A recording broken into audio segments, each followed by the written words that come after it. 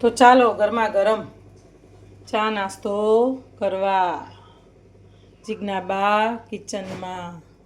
Hello friends, Radhe Radhe, જય દ્વારકાધીશ, જય માતાજી એન્ડ ગુડ મોર્નિંગ.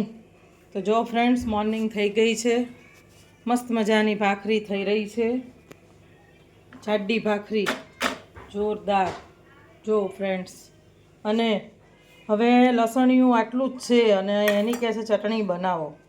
કેવી રીતે બનાવી એવું થઈ ગયું છે. તો એમ વિચારું છું કે આની અંદર થોડું આદું છીણી દઉં અને કકડાઈ નાખીએ. સાથે છે મસ્ત મજાનું માખણ એન્ડ સાથે છે સરસ મજાની સાકરવાળી ચા. તો ચલો આવી જાઓ નાસ્તો કરવા. હું તમને લસણની અને આદુની ચટણી પાછી બતાવી દઉં છું, પછી આવજો હો ચા અને નાસ્તો કરવા. તો રાધે રાધે.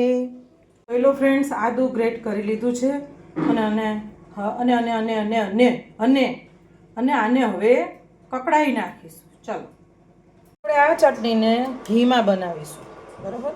તેલ નથી વાપરવું અત્યારે, શિયાળો છે ને, તો ઘીમાં જ મસ્ત મજાની કકડાઈ નાખીએ. તો જો ઘીને આપણે હવે મેલ્ટ થવા દઈશું. જો ભાખરી આપણી સરસ, તાવડી ભાખરી આપણી સરસ કડક થઈ રહી છે.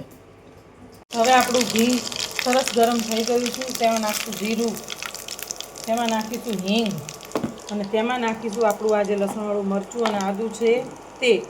ફ્રેન્ડ્સ, તમે જોઈ શકો છો કે આપણું લસણ અને આદું સરસ પકડી રહ્યું છે.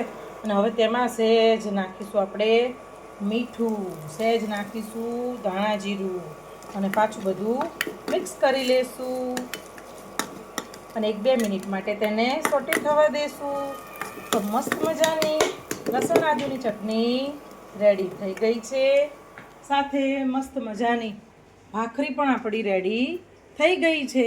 તો ચાલો નાસ્તો કરવા, બ્રેકફાસ્ટ કરવા જીજ્ઞાબા કિચનમાં. મારી ચેનલને સબસ્ક્રાઈબ કરજો તો તમને મારા અવનવા વિડીયો આવા જોવા મળશે. તો રાધે રાધે, જય દ્વારકાધીશ, જય માતાજી.